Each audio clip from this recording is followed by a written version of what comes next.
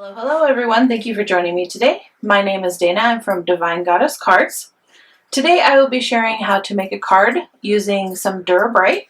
To start, you want to cut down a piece of the Dura-Bright White into about 4 1/4 by 5 1/2. We'll be making an A2 size card.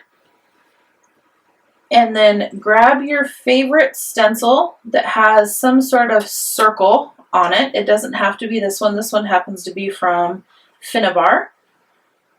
And just kind of line it up. I want my focal image to be over here, so I'm just kind of lining up the center of the circle-ish. And then I'm going to be using texture paste.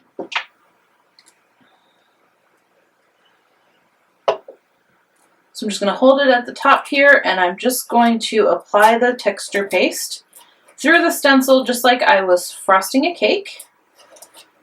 And when I get over to the side here, I kind of want to feather it in just because I don't want that harsh line on the background.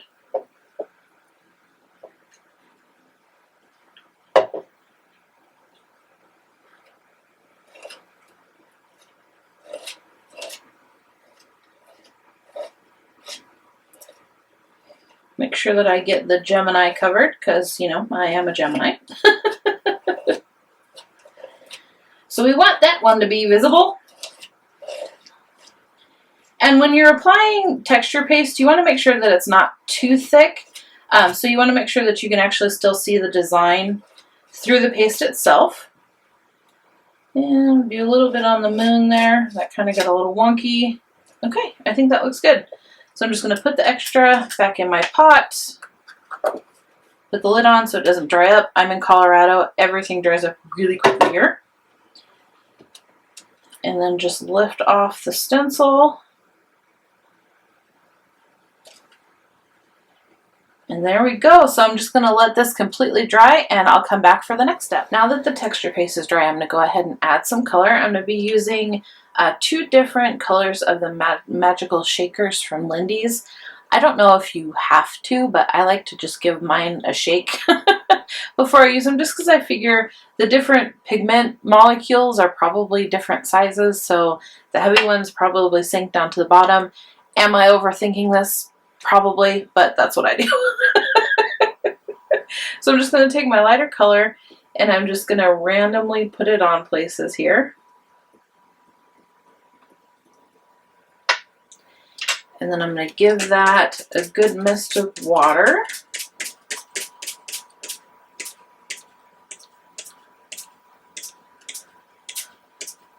Just kind of let it bloom and do its thing.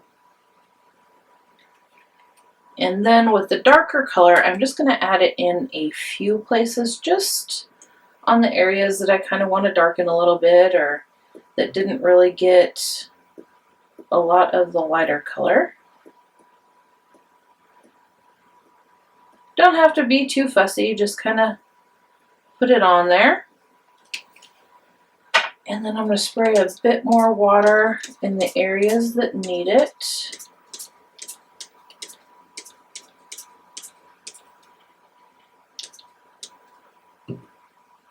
And I think I want to add a little bit of dark in this area. Maybe some right there too.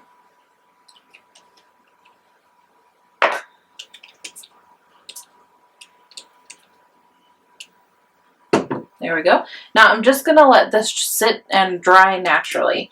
I forgot to do it, but tip, if you do this on like a cookie sheet with a paper towel on it, then you can move this and you don't have to worry about it running and you can continue crafting. Completely forgot to do that, so I'm going to let it sit for a minute and then I'll move it. Okay, now the background is all dry. Isn't that so cool?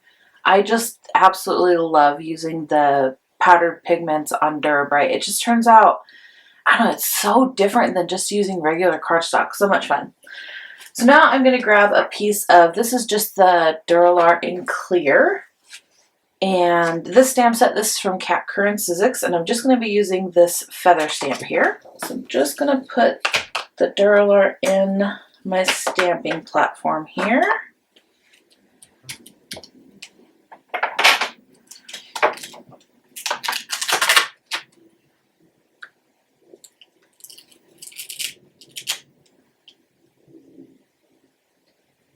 Okay.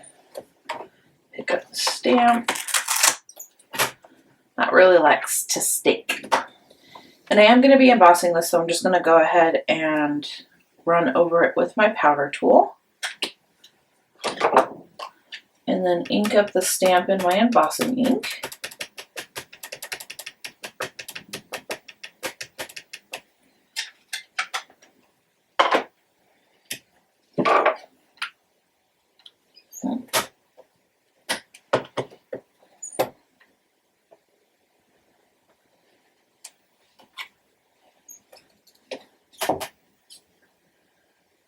Okay, that looks like it's stamped well enough. I'm sure the camera's not picking that up, but I can see kind of the glare on the light.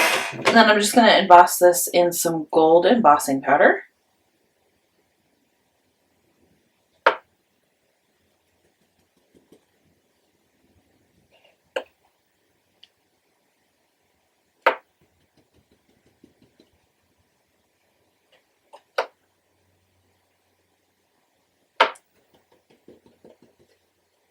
Just grab a dry paintbrush to kind of get off the excess here.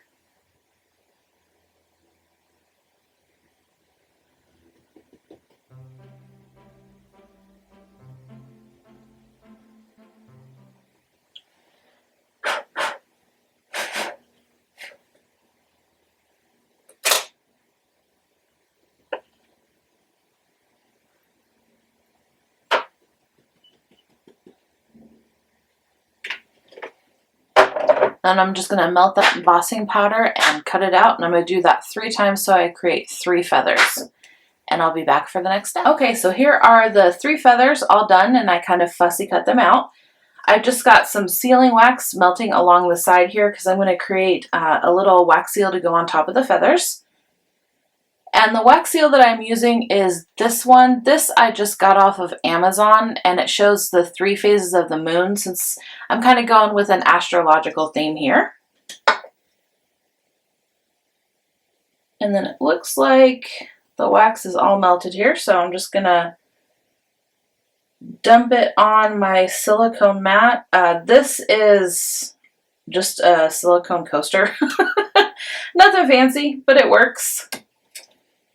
Then I'm going to place the seal right in the center. I like to kind of hold mine just a minute till the wax kind of cools around it so it doesn't go sliding into place because my desk is not level whatsoever. Things roll across it all the time. Then I'm just going to let that cool for a few minutes, and once it cools I'm going to top it with this. There we go. So once it cools, I'm going to top it with this mica powder. This is one of those color changing mica powders. I just got this off of Amazon, but you could, if you have a color changing eyeshadow, that would work as well. Just don't use your expensive ones if you plan on actually wearing them. Okay, so that is cool here. And then to apply the powder, I'm just going to use, this is actually a watercolor brush, but any kind of fluffy brush that you have, or an old makeup brush, or shoot, you could even do this with your fingers.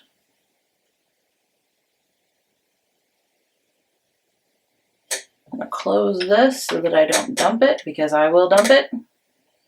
Then I'm just going to brush the excess off here.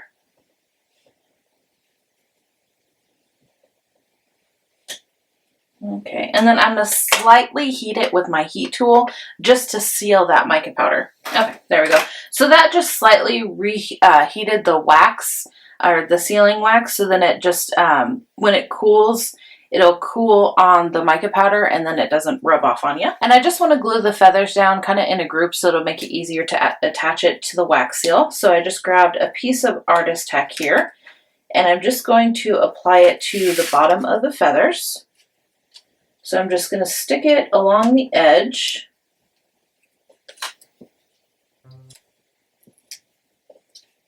And Artist-Tac is a dry dot adhesive, so it's going to add little sticky glue dots to the back of the feathers. And you just want to burnish it down with your fingers or a brayer or whatever you have, just to get the little dots on the back of your piece.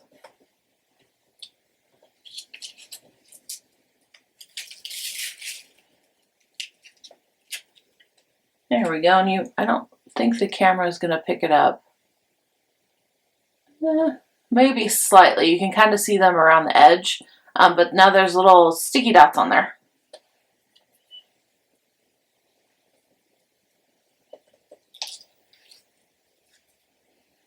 So I'm just going to glue them down in kind of a fan fashion.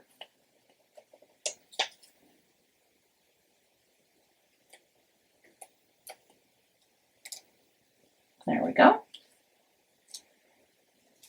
And then to adhere the wax seal onto the card and then onto the feathers, I'm just grabbing a piece of double tack. This is a full sheet of double-sided adhesive. So I'm just going to cut out a few little squares here.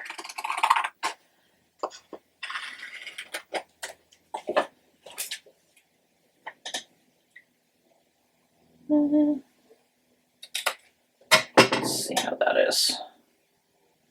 Yeah, perfect. Eyeballed that good. There we go.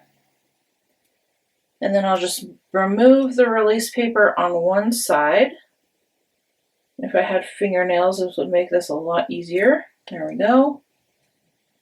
And then I'm going to stick that down onto the seal itself. Rub it on. And then remove the other side of the release paper.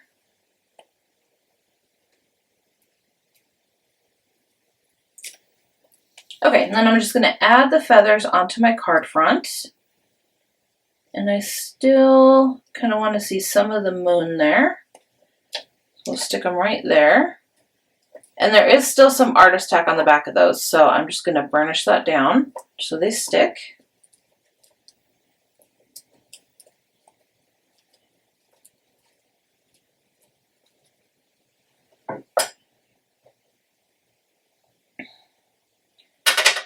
And then add the wax seal right on top, which has already got the double tack on the back of it.